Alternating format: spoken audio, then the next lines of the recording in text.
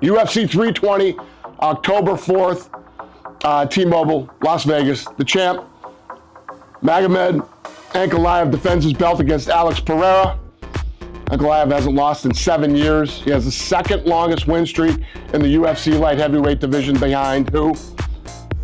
John Jones, the GOAT. Let the hate begin.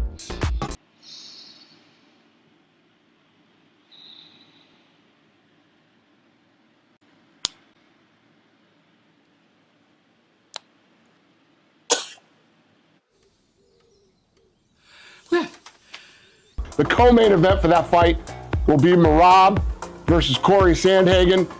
Merab is on a 13-fight win streak. Sandhagen's ranked number 3. Another badass fight on that card is Yuri Prohaska versus Khalil Roundtree. UFC 321, October 25th, Etihad Arena in Abu Dhabi. Tom Aspinall will face Cyril Gane. Aspinall has 15 wins, and all of them are by finish. Gane is the number 1 ranked heavyweight. You can go to, tickets go on sale this Friday. EtihadArena.ae or Ticketmaster.ae. Hi people, it's me, Mr. TDC. There's going to be very little energy today because guys, I sprained my back yesterday doing some crazy stuff that I'm not going to say online, but I feel like I am currently 74 years old with a stiff back. Can't move, but I'll try to keep this as plain and as short, as simple as possible. First things first, as always, like, share, subscribe, hit the notification button, and engage in the comment section because that's the only way to support this channel and help us grow. Let's have a presence for the dumb casuals on YouTube. Now, that being said, ladies and gentlemen, we have some momentum. By momentum, I mean some new big fights have been announced by Uncle Dana, one of which, or rather, actually, I'm going to break down a few of them and share my thoughts. So, first and foremost, we have the PPV card, UFC 320, announced by Uncle Dana.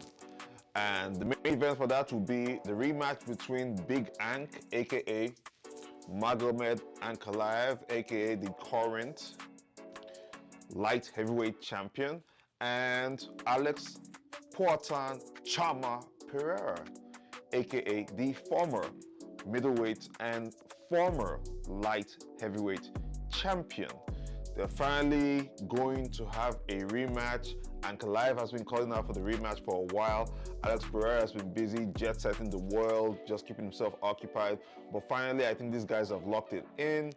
Both have said yes to the contract, and that fight is happening at UFC 320, which is going to be in October. I think it's October 4th, I believe. But don't quote me on that, but I think it's October 4th. I like it. I like it. I was looking at the rankings for the light heavyweight division right now, and quite frankly, none made sense to present to Magomed Ankalayev as a first title defense.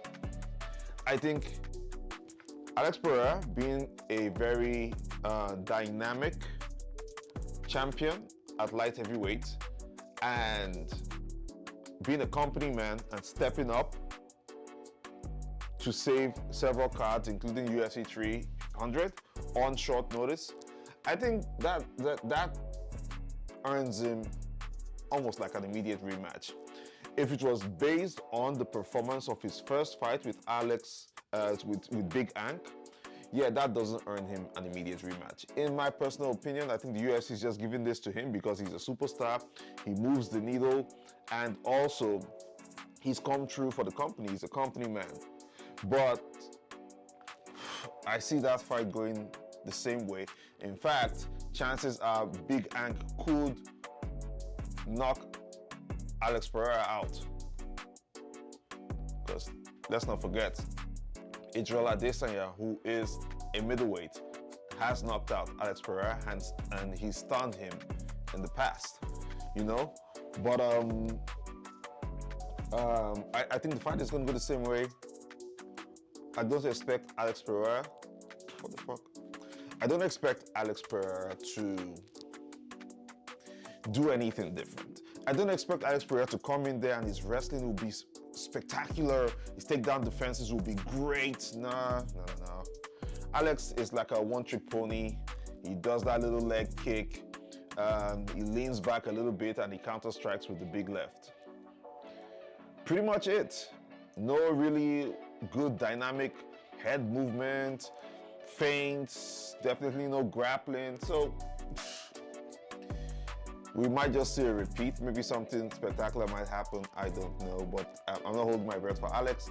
I think Big Ank has got that one, and that will be a done deal. Now, the co-main event for UFC 320 will be Merab Dvalishvili and Cory Sandhagen. Now,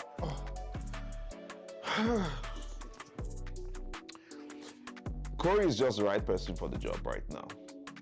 He's the one in the best position to face Merab as a champion. O'Malley has had 2 shots, completely ragdolled and tenderized, and Cory Sandhagen is probably the next person. Now, the good thing about this is, on the feet, Cory Sandhagen is more, in my personal opinion, he's a better striker, better movement, more dynamic than Merab. In the wrestling, the wrestling and the grappling, Cory also can hold his own. He can. Now, he's not on the same level with Merab, at least not from what I've seen. I mean, Cory Sandhagen, one of my favorite probably one of my top 5 fighters right now, active fighters.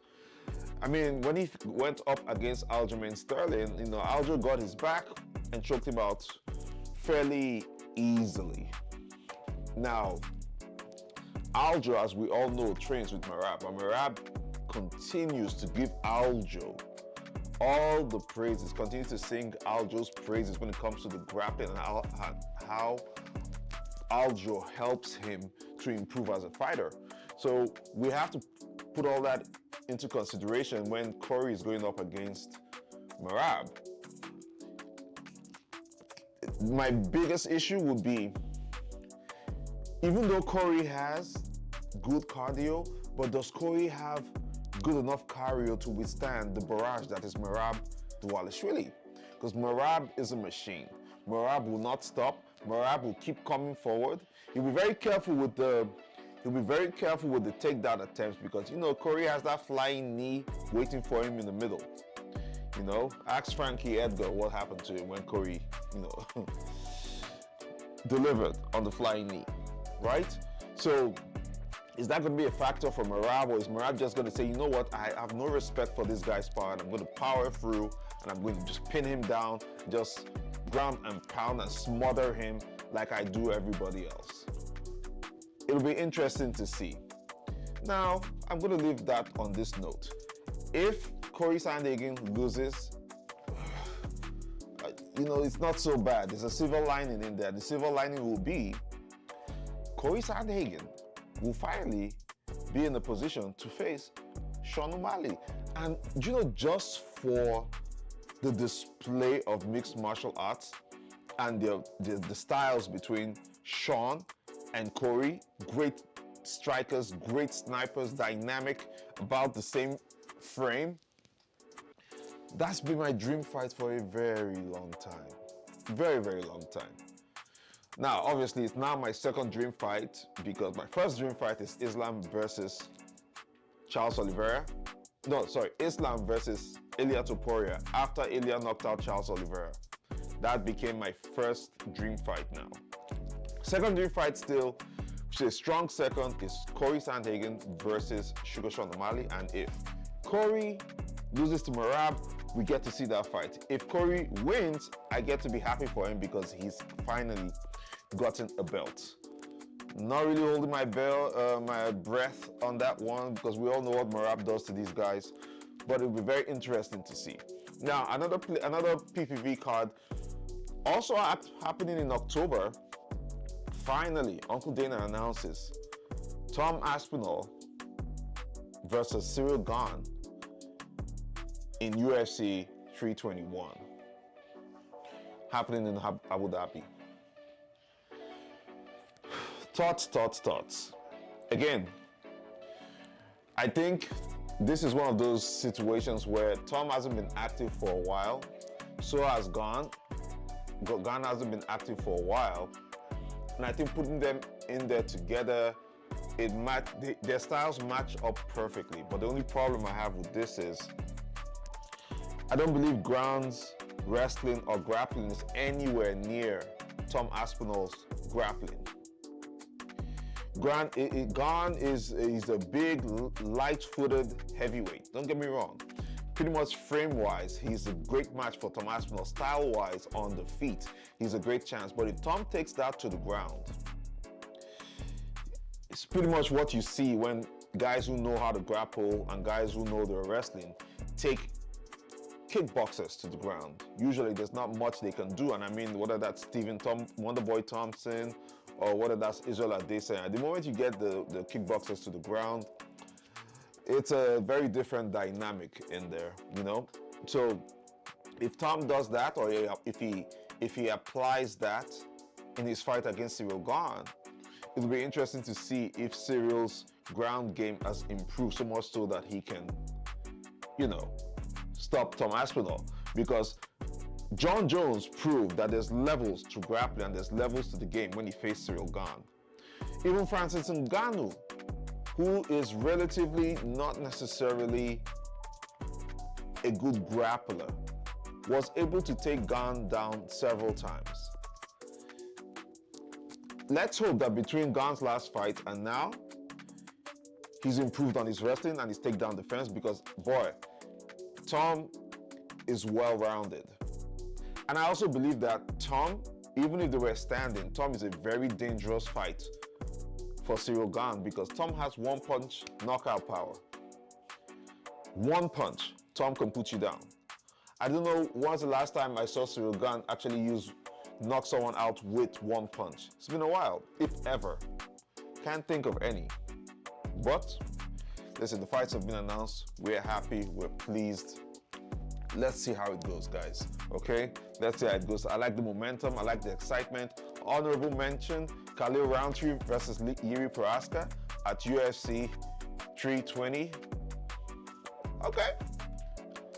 After both the last two fights, both coming off wins, yep, I can see how that would be an interesting one to watch as well. Anyway, if you've been here this long, I thank you, Mr. TDC. We'll let you be on your way. Peace.